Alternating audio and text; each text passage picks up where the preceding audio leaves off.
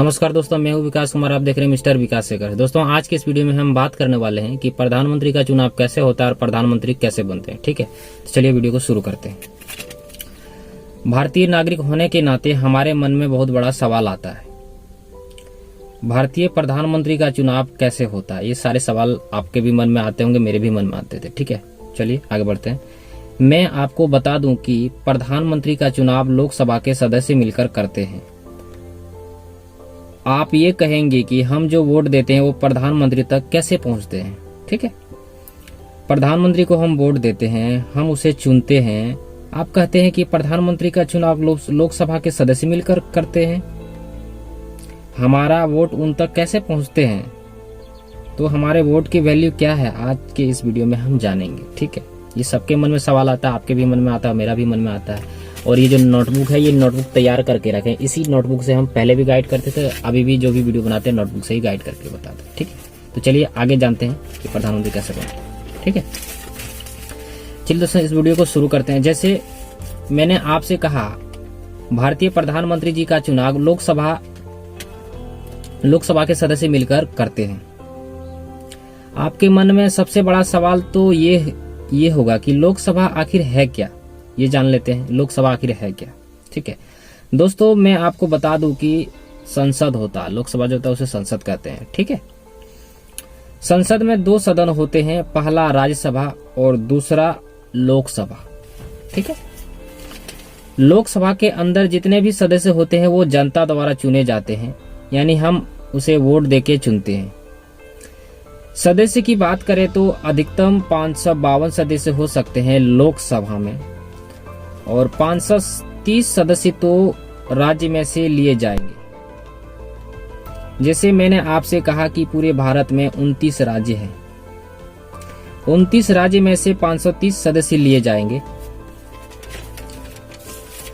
केंद्र शासित प्रदेश से 20 सदस्य लिए जाएंगे, 2 सदस्य एंग्लो भारतीय से लिए जाएंगे, जिसे एंग्लो इंडियन भी बोलते हैं। जो राष्ट्रपति द्वारा मनोनीत करता है उसे चुनते हैं। जैसे मैंने पहले भी आपसे कहा कि 29 राज्य में से 530 सदस्य लिए जाएंगे, लेकिन किस राज्य से कितने सदस्य लिए जाएंगे ये जनसंख्या के ऊपर डिपेंड करता है कि उस राज्य की जनसंख्या कितनी है। फॉर एग्जाम्पल लेते हैं, बात करें बिहार की तो बिहार से भी 40 सीटें ली जाती है। बात करें कि बिहार की एक बांका जिले की तो वहां से भी 1 सीटें ली जाती है। इसी तरीके से बाकी सभी जिलों से 39 सदस्य भी ली जाती है, वो उनके जनसंख्या के ऊपर डिपेंड करता है। ठीक है,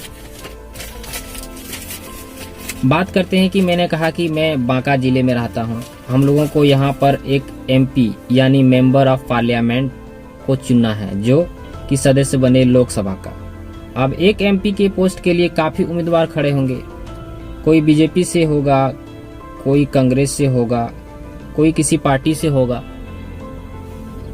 हमारा वोट जिसको ज्यादा मिलेगा वो जीत जाएगा। जो आंकड़े बता रहा है, मैं सन 2019 का जो आंकड़ा है मैं वही बता रहा हूँ। ठीक है, जो वोट हुआ था, पहले बात करें तो ज्यादा वोट बीजेपी को मिला था। यहाँ बीजेपी को वोट मिल चुके थे ज्यादा, तो इसलिए MP के जो सीट थे, जो सदस्य जाएगा लोकसभा में वो बांका से वो बीजेपी का था, तो केवल बांका से काम चलेगा नहीं, बांका से तो सिर्फ काम चलेगा नहीं। ठीक, अगर बात करें पूरे बिहार की, जैसे मैंने कहा कि बिहार में कुल 40 सीटें हैं, 40 में से आपको बता दूं कि 39 सीटें बीजेपी को मिल चुकी थी। 39 सीटों पर बीजेपी के उम्मीदवार जीत चुके थे। लेकिन मैं आपको एक बात बता दूं, यहाँ पर बिहार में बीजेपी को 39 सीटें मिल चुकी थी, लेकिन ऑल ओवर इंडिया में कितने सीटें मिले बीजेपी को, ये डिपेंड करता है। जैसे मैंने आपसे कहा 552 सीटों पर वोट हो सकते हैं। अब मैं एक बात करें और बता देता हूं, 552 सीटों में से 543 सीटों पर वोट हुए हैं, और 543 सीटों पर वोट हुए हैं, तो किस पार्टी को कितने सीट मिले ताकि वो बहुमत दल कहलाए। ठीक है, तो मैं आपको बता दूं कि 543 सीटों पर हुए थे, तो 543 का 50% निकाल लो, प्लस एक भी ज्यादा किसी भी पार्टी का 50% प्लस एक भी ज्यादा सीट मिल जाती है तो उसे बहुमत दल कहलाता है। ठीक है, जी हाँ, बिल्कुल सही बात है। जैसे मैंने अगर बात करते हैं 543 की, तो 543 का 50% होता है। जैसे मैं पहले भी कह चुका हूं 271 समथिंग आता है।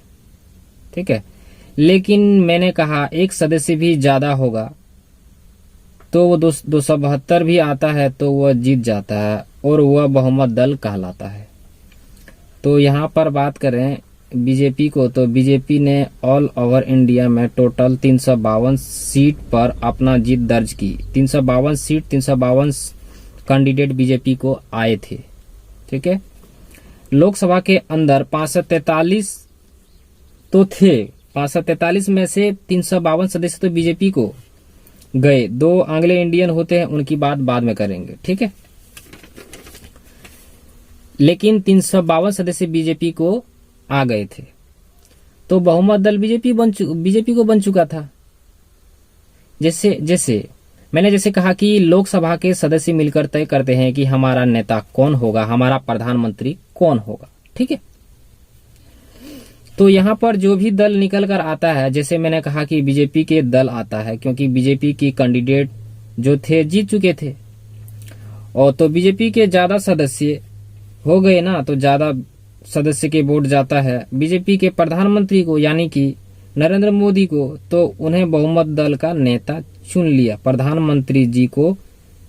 तो दोस्तों मैं यही कहना चाहता हूं कि आपका वोट सीधे प्रधानमंत्री जी को जाता है। आप ही चुनते हैं अपना प्रधानमंत्री को, हम लोग ही चुनते हैं अपना पहले से ही तय होता है कि हमारा प्रधानमंत्री कौन होगा, ये पार्टी में पहले ही तय करके रखा जाता है। ठीक है, तो यही छोटी सी जानकारी आपको देने के लिए मैंने इस वीडियो को बनाई है। तो आई होप कि आपको वीडियो पसंद आई होगी। वीडियो पसंद आती है तो वीडियो को लाइक करें, और चैनल पर पहली बार आए तो सब्सक्राइब करके बेल आइकन को प्रेस कर लें। जय हिंद, वंदे मातरम।